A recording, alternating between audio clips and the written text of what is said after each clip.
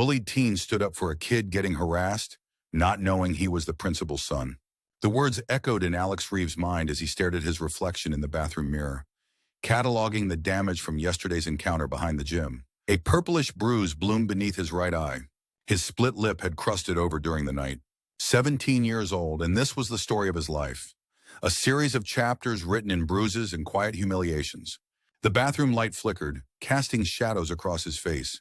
He'd gotten good at hiding, good at becoming invisible, good at walking the halls of Westridge High with his eyes down and his shoulders hunched, as if he could somehow fold himself into nothingness. It never worked.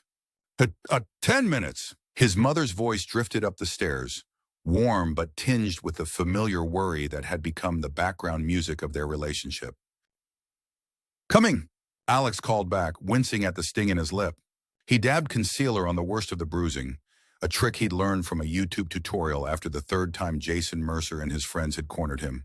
The makeup wasn't perfect, but it was enough to keep his mom from asking questions she didn't really want answers to. There was an art to being invisible. You had to make yourself small, had to learn the rhythms of the hallways, the blind spots of teachers, the exact places to avoid. But even becoming a ghost hadn't saved him from Jason's radar. Nothing did. Downstairs, his mother was rushing around the kitchen, hair half-styled, still wearing her nursing scrubs from the night shift. Dark circles shadowed her eyes, circles that matched his own, though hers weren't from fists, but from double shifts and worry about bills. "I made you toast," she said, sliding a plate across the counter. "And there's lunch money on the table." "I'm not hungry," Alex replied, but took the toast anyway, knowing it would make her feel better. "You need to eat." She paused her morning rush to really look at him, and for a terrifying moment, he thought she would notice the makeup, the bruise, the story written on his face. But she just smiled, that tired smile that never quite reached her eyes these days. "Big test today, right?" "Yeah, physics." He didn't tell her that the test wasn't what worried him. It was the 3 minutes between fourth and fifth period when he'd have to pass the senior lockers. The blind corner near the art room where Jason and his friends sometimes waited. The cafeteria where he'd sit alone again, pretending to read while scanning the room for threats. His mom's phone buzzed. "The hospital again." "Always the hospital," she answered, her voice shifting into the professional tone she reserved for work calls. Alex slipped out the door while she was distracted, the half-eaten toast abandoned on the counter. Outside, autumn had painted Westridge in gold and crimson. The air carried the crisp promise of winter, a clean, sharp sensation that momentarily cleared his head. Alex pulled his worn jacket tighter around his lanky frame and began the walk to school, taking the longer route that avoided the corner where Jason's group sometimes hung out smoking before first bell. The irony wasn't lost on him, how he could feel so alone in a town where he knew every crack in the sidewalk, every house, every tree. Westridge was small enough that everyone knew everyone, which only made his isolation more pronounced. A ghost in a fishbowl. His phone vibrated in his pocket. A text from Marcus, probably the closest thing he had to a friend, though even that relationship existed primarily in online gaming sessions and occasional texts. "You alive?" Marcus had asked. Alex typed back, "Barely." "You coming to school today?" "Nah. Mom's got that appointment. Tell Peterson I'm dying of something exotic so he'll give me an extension." Alex sighed. Another day alone. He tucked the phone away as Westridge High came into view, its red brick facade and white columns meant to convey some kind of academic dignity that the reality of the place never quite lived up to. Students clustered in their familiar groups, the athletes by the main steps, drama kids near the auditorium entrance, stoners at the far edge of the parking lot. Alex slipped between them all, head down, hood up, the practiced invisibility settling over him like a second skin. First period passed in a blur of equations and formulas. Second period was English, where they were discussing The Outsiders, and the irony of sitting there while Mr. Daniels talked about belonging and group identity made Alex want to laugh or scream, or maybe both. By lunch, he'd successfully navigated half the day without incident. No sign of Jason. Maybe he was absent. Maybe this would be one of the rare good days. The cafeteria hummed with the usual chaos. Laughter, shouting, the clatter of trays and the squeak of sneakers on linoleum. Alex claimed his usual spot in the corner, back to the wall, where he could see everything but rarely be seen. He unwrapped the sandwich he'd hastily made that morning and opened his physics textbook. Not really reading, just using it as a shield. That's when he heard it. The particular pitch of laughter that wasn't about joy, but about power. About humiliation. 3 tables over, a small group had formed around a younger student, maybe a freshman, with glasses too big for his face and clothes that screamed "new kid." The boy hunched over his lunch tray as Jason Mercer and 2 of his friends loomed over him. "What's in the lunchbox, genius?" Jason was saying, his voice carrying just enough for Alex to hear. "Your mommy pack you something special?" The younger boy pulled his lunch closer, not responding. "Wrong move."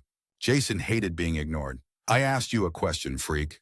Alex watched as Jason snatched the lunchbox, holding it up while his friends laughed. The younger boy reached for it, but he was too small, too outnumbered. "Please," the kid said, his voice cracking. "Just give it back." Something in that voice, the quiet dignity despite the fear, triggered something in Alex. A memory of himself 3 years ago, saying those exact words as his backpack was tossed into a toilet. The helplessness, the shame. Before he could think about what he was doing, Alex was on his feet. Time seemed to slow as he crossed the cafeteria, every eye tracking his movement, every conversation dropping to silence.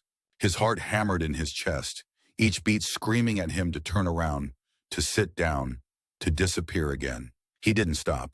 "Give it back," Alex said, his voice steadier than he felt.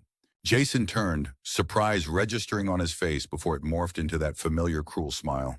"Well, look who found his voice," Jason said, his eyes gleaming with the prospect of a new target. "You want to join the fun, Reeves?" Alex's hands were trembling. He shoved them into his pockets. "Just give him back his lunch and leave him alone." Jason took a step closer. He was taller by several inches, broader through the shoulders. A constant reminder of why Alex had learned to avoid, not confront. "Or what?" Jason asked, his voice soft now, which was always more dangerous than when he shouted.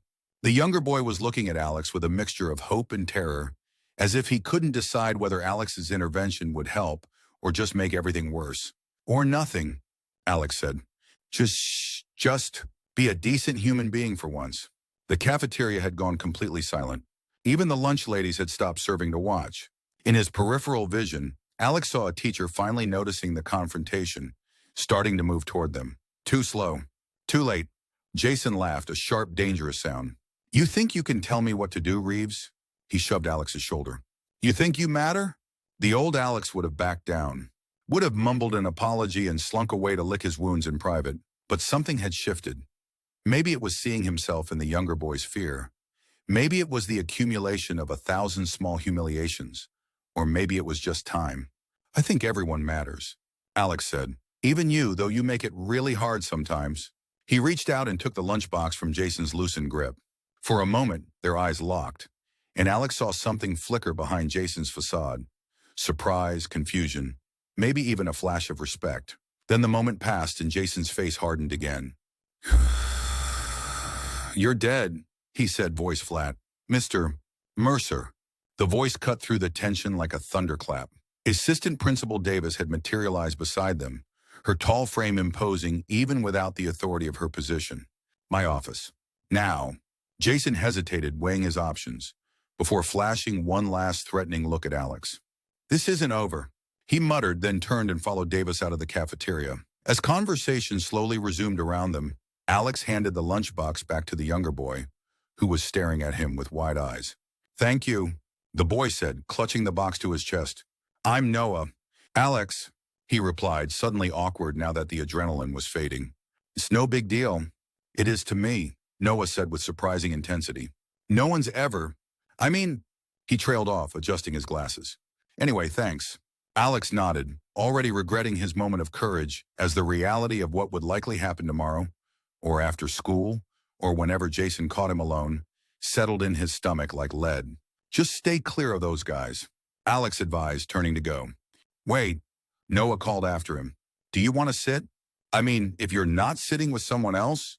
Alex paused, looking back at the younger boy's hopeful face. Something in Noah's expression, earnest, genuine, made it impossible to refuse. "Sure," he said, and returned to collect his abandoned lunch from his corner spot. For the first time in longer than he could remember, Alex didn't eat lunch alone. Noah, it turned out, was a talker. He'd moved to Westridge over the summer when his father had taken a new job. He liked science fiction and coding and had strong opinions about the Marvel Universe. He didn't seem to notice or care that Alex contributed little to the conversation beyond nods and occasional questions, just seemed grateful for the company. Sorry for rambling, Noah said eventually, looking embarrassed. My dad says I need to work on my filter. It's fine, Alex said, and was surprised to find he meant it.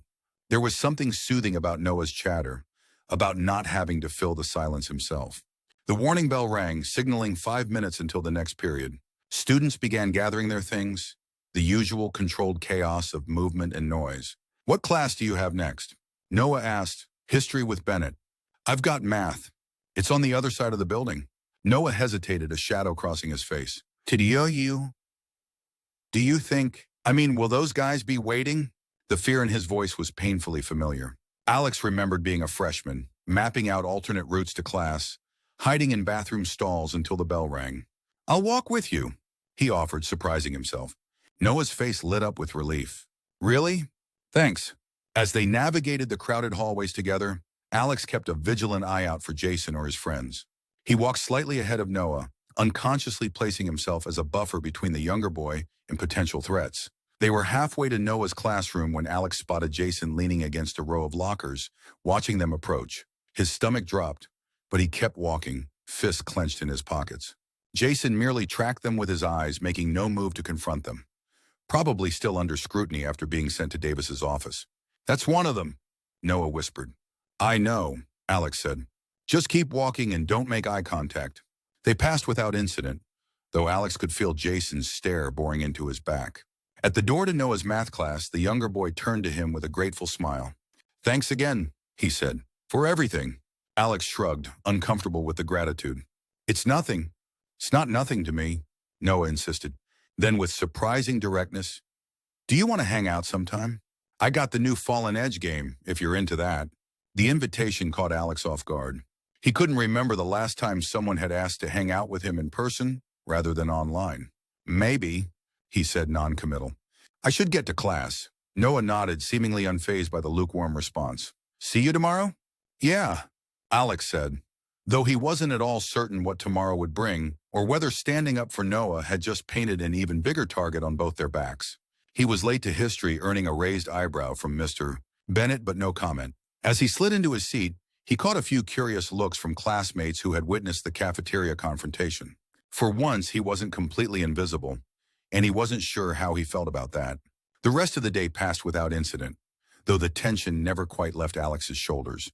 When the final bell rang, he took his time at his locker, letting the initial rush of students clear before he attempted to leave. A defensive strategy honed over years. He was halfway to the main exit when he heard his name being called. Turning, he saw Principal Hammond striding toward him, his tall figure commanding instant respect as students automatically moved out of his way. Principal Hammond was something of an enigma at Westridge High.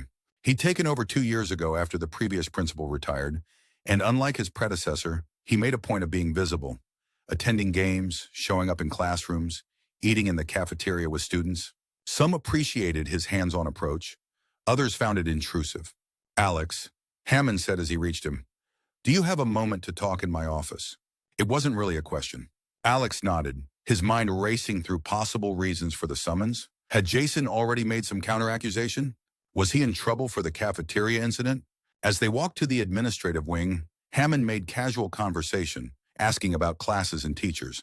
His manner was relaxed, but Alex remained guarded, waiting for the other shoe to drop.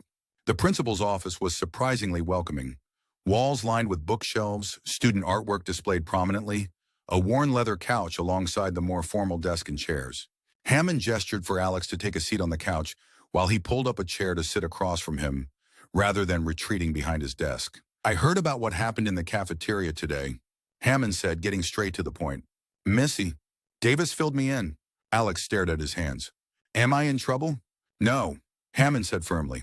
Quite the opposite, actually. It takes courage to stand up for someone else, especially when you're outnumbered. Alex looked up, surprised by the direction of the conversation. The student you helped, Hammond continued. Noah, he's new here. I know, Alex said. He told me. Hammond smiled slightly. He also told me that you were the first person who's been kind to him since he started at Westridge. That means a lot to him and to me. Something in Hammond's tone made Alex pause. There was a personal note there, beyond professional concern. Noah is my son, Hammond said quietly. The revelation hit Alex like a physical blow. The principal's son. He'd stood up for the principal's son without knowing it. A hysterical laugh threatened to bubble up in his throat, but he swallowed it down. "I didn't know," he managed to say. "I know you didn't," Hammond replied. "That's what makes what you did even more meaningful. You didn't help him because of who his father is. You helped him because it was the right thing to do." Alex didn't know how to respond to that. He'd acted on instinct, on memory, on the recognition of a pain he knew too well, not out of some noble sense of right and wrong. As for Jason Mercer, Hammond continued, his tone shifting slightly. "This isn't the first complaint about his behavior. Miss, Davis is handling the immediate consequences, but I want you to know we're taking it seriously." "It won't matter," Alex said before he could stop himself. "He'll just wait and catch me somewhere else." "That's how it works." Hammond leaned forward, his expression grave. "Is this an ongoing issue, Alex? Has Jason bullied you before?" The direct question hung in the air between them. Alex hesitated, years of silence warring with the sudden, unexpected opportunity to speak, to be heard. "Yes," he finally said, the single word carrying the weight of countless incidents, countless bruises, countless days spent in fear. "For how long?" "Since freshman year.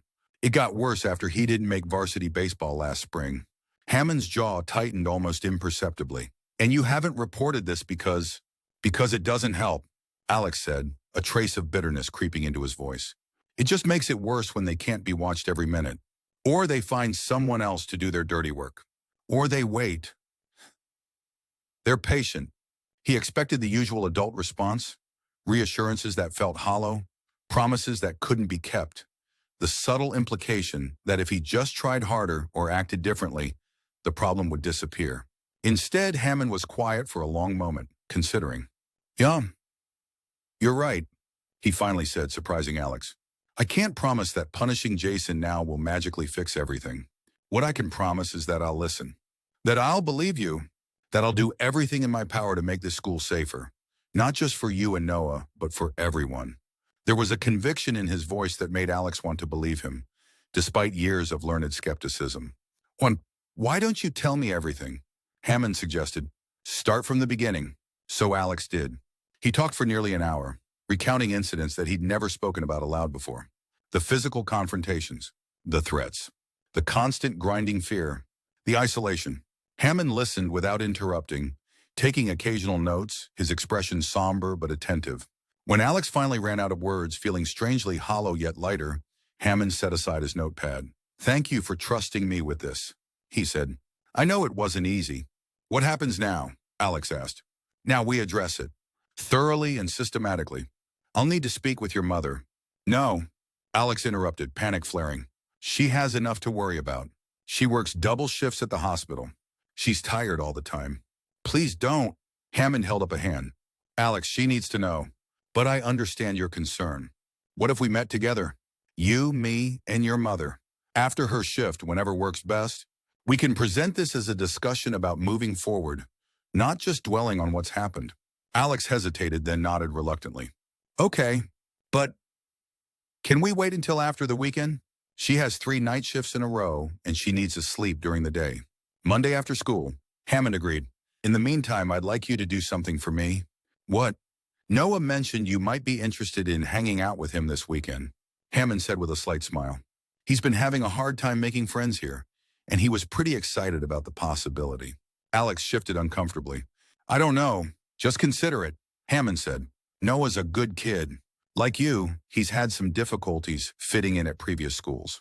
I think you might have more in common than you realize."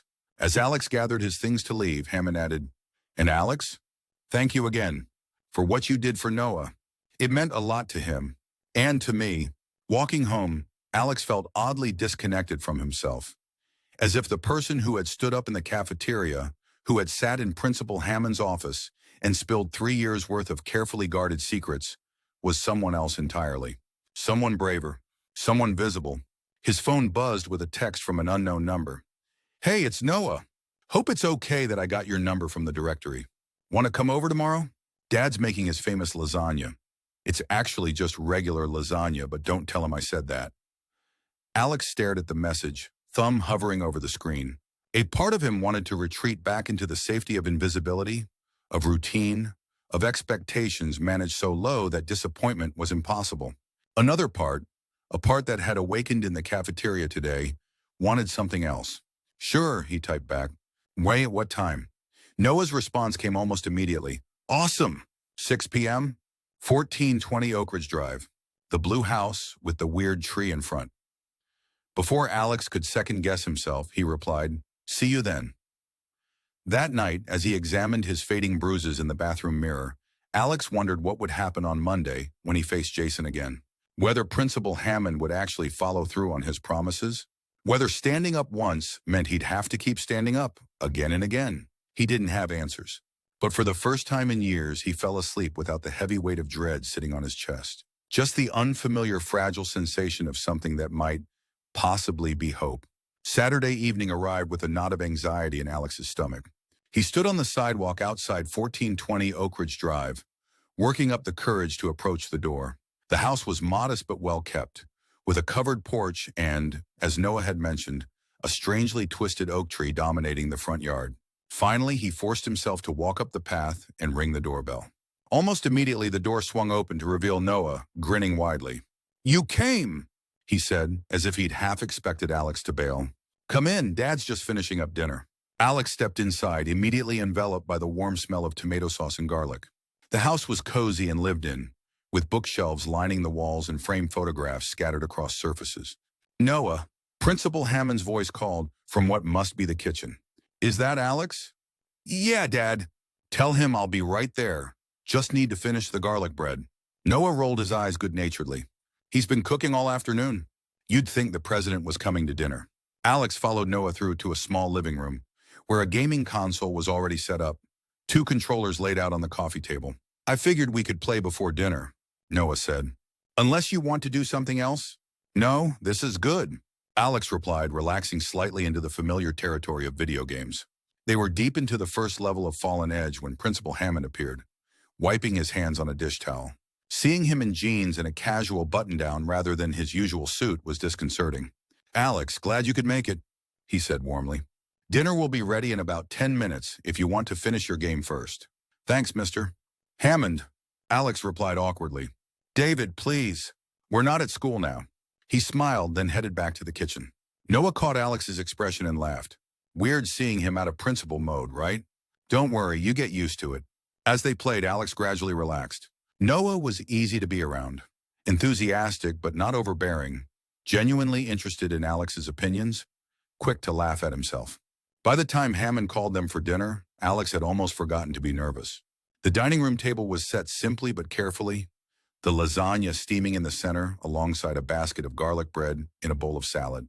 As they took their seats, Alex was struck by the domesticity of it all, so different from his own hurried meals with his mother between her shifts or the frozen dinners he often ate alone. So Alex, Hammond said as he served the lasagna, Noah tells me you're quite the gamer. Do you play anything else besides Fallen Edge? Mostly strategy games and RPGs, Alex replied, surprised by the genuine interest. Some FPS, but I'm not great at those. Dad tries to play sometimes, Noah said with a mischievous grin. He's terrible. I prefer the term enthusiastically challenged, Hammond countered, winking at Alex. My reflexes aren't what they used to be. The meal progressed with casual conversation about games, about movies, about books they'd all read. Not once did Hammond bring up school or the incident in the cafeteria. He asked questions and actually listened to the answers, drew Alex out without pressure, shared stories from his own teenage years that made him seem surprisingly human. After dinner, Noah insisted on showing Alex his collection of sci-fi models in his bedroom upstairs. As they left the dining room, Alex heard Hammond's phone ring and caught the shift in his tone as he answered. More formal, more Principal Hammond than David. Noah's room was exactly what Alex would have expected. Organized chaos, with bookshelves overflowing, a desk covered in half-built models, walls plastered with posters of movies and bands. It's not much, Noah said, suddenly self-conscious. But it's mine. It's cool, Alex said sincerely. You've got a great setup. Noah beamed, then proceeded to give a detailed tour of his prized possessions, from limited edition action figures to a signed copy of a fantasy novel Alex had never heard of. As he talked, Alex found himself wondering what it would be like to have this kind of easy friendship, this kind of normal teenage interaction on a regular basis. So, Noah said after exhausting his collection of showpieces, "Can I ask you something?" The shift in his tone put Alex on alert. Sure. Why did you help me? In the cafeteria, I mean. No one else did. Alex considered the question, trying to formulate an honest answer. I know what it's like, he finally said. To be on the receiving end, it sucks. Noah nodded, pushing his glasses up his nose. At my old school, it was bad. Really bad. That's partly why we moved. Dad got the job offer here, and he thought it would be a fresh start. There was a weight to his words that suggested deeper waters than he was explicitly sharing. Was it? Alex asked. A fresh start? Noah shrugged, suddenly looking younger. It was supposed to be, but then Jason and those guys found me on the second day, and it was like nothing had changed. Different faces, same story. Yeah, Alex said quietly. I get that. They were silent for a moment, a new understanding settling between them. Dad says you've had trouble with Jason too. Noah finally said. Alex stiffened. He told you that? No details or anything. Noah hurried to clarify. Just that you'd had your own problems with him. That's why I asked if you wanted to hang out. I thought, I don't know. Maybe we could be allies or something. Sounds stupid when I say it out loud. It's not stupid, Alex said, surprising himself with the vehemence in his voice. It's a good idea. Noah looked up, a cautious hope in his expression. Yeah.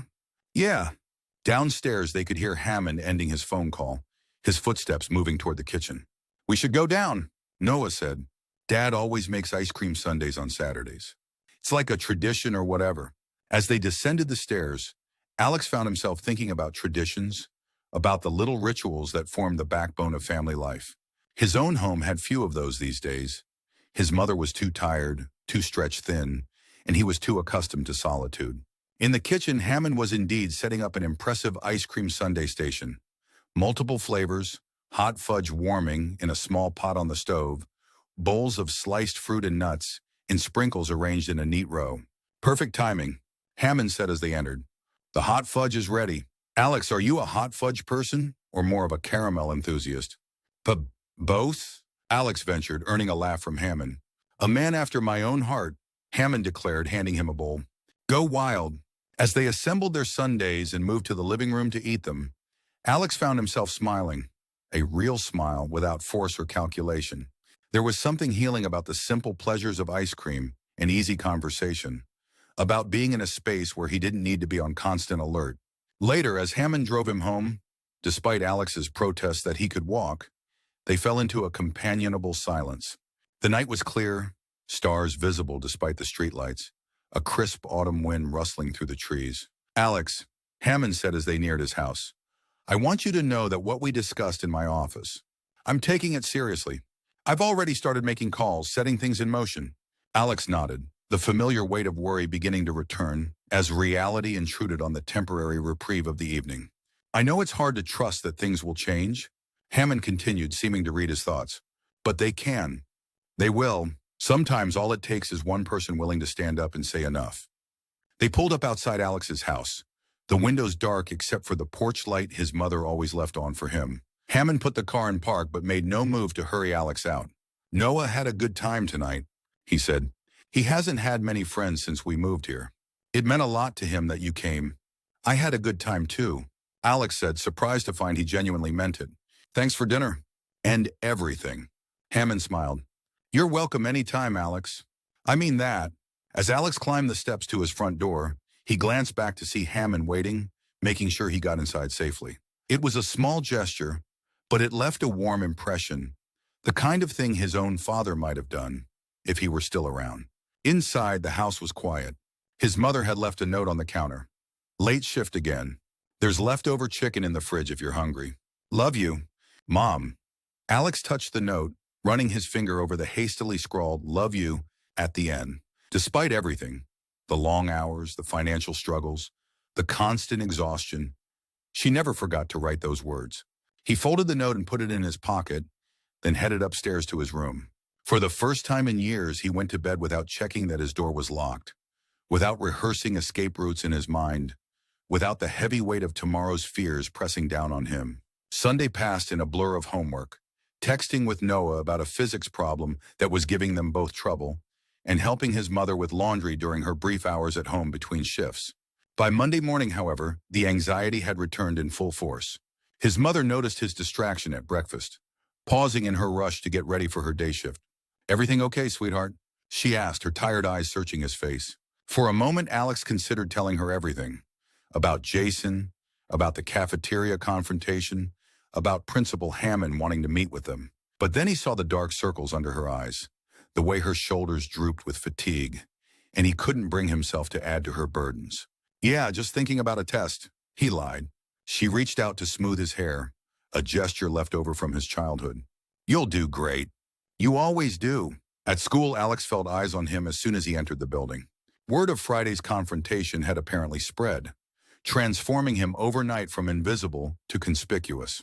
Some looks were curious, others approving, a few openly hostile from Jason's circle of friends.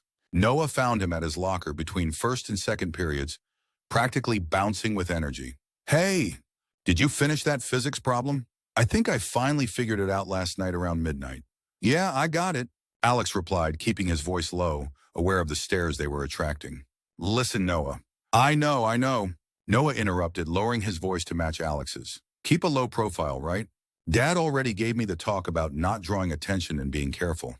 But he also said we shouldn't act like we've done something wrong, because we haven't."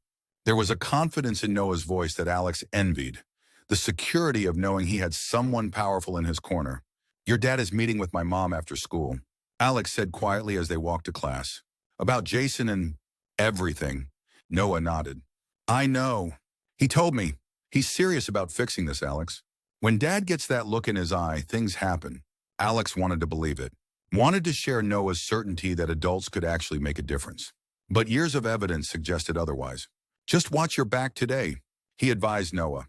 "Jason won't be happy about being reported." "I will if you will," Noah countered. The morning passed without incident, though Alex remained hyper-vigilant, constantly scanning for threats.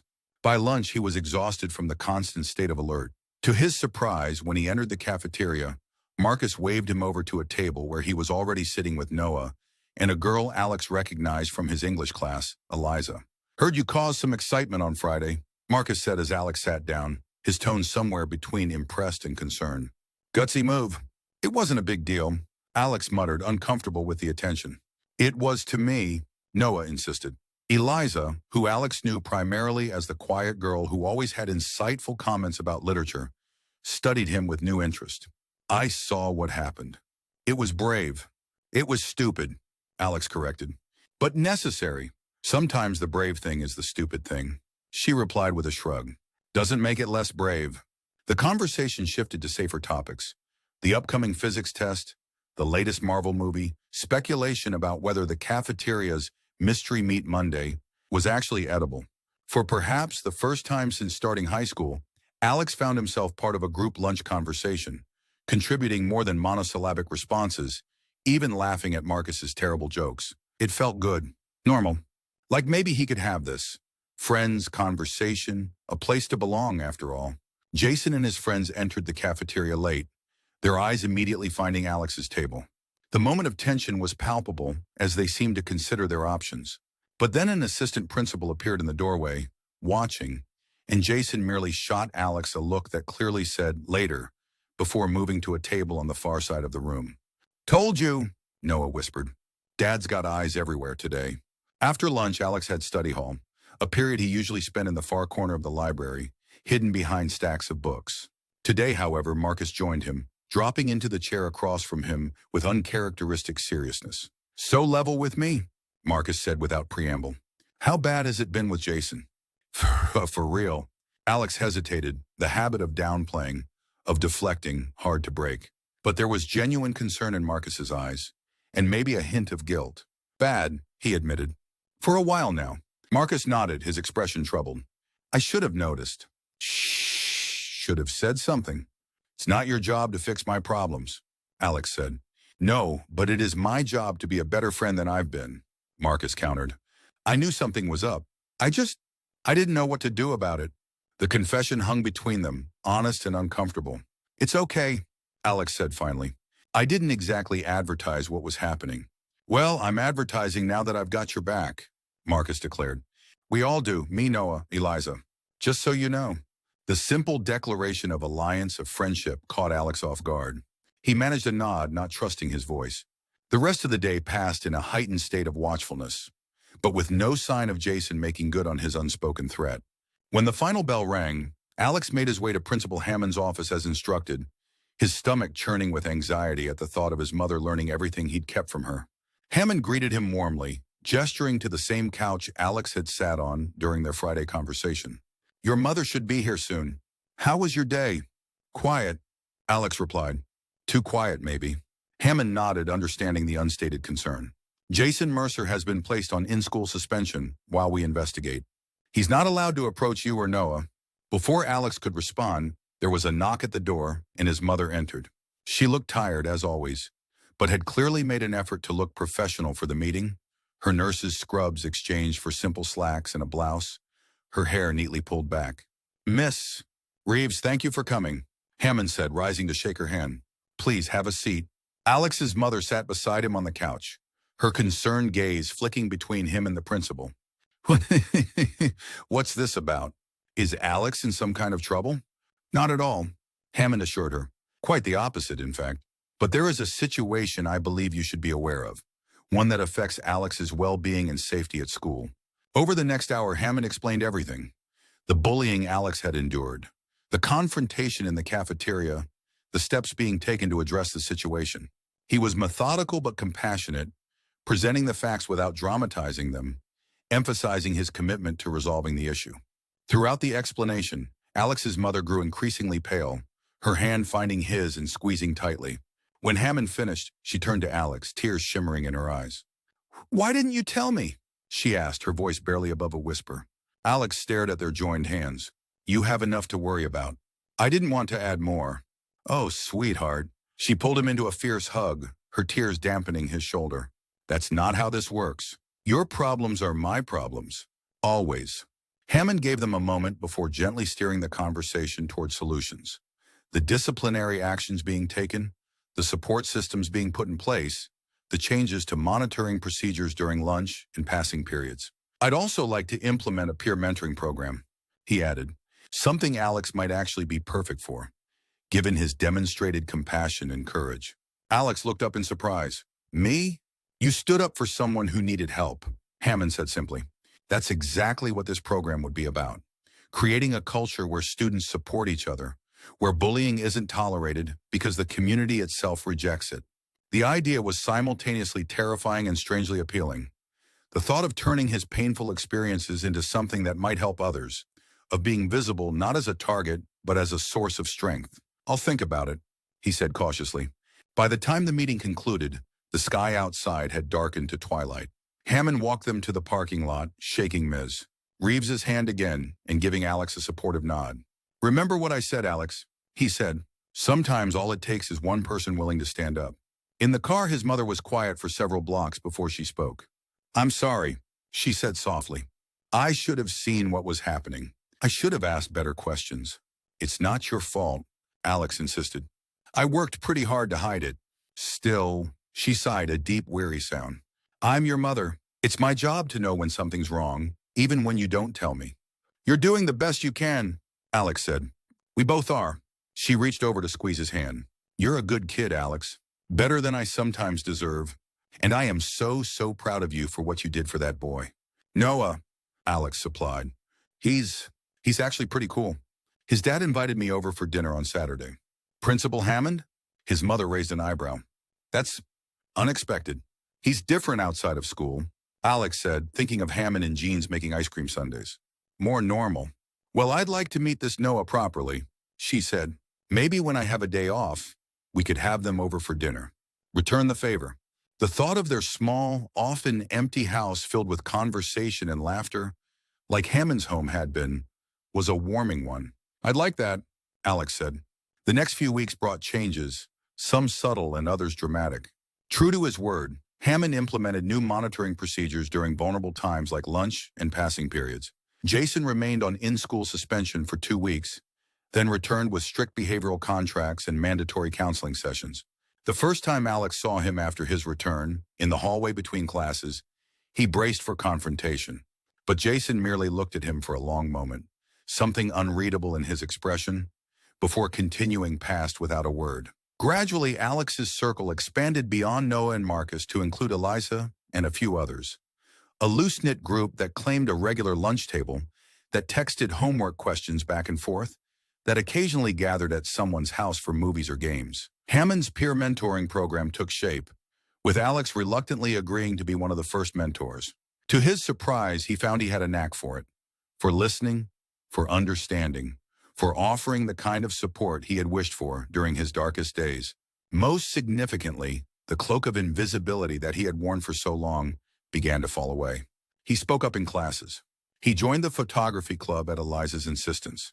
He found himself smiling more, flinching less, standing straighter in the hallways.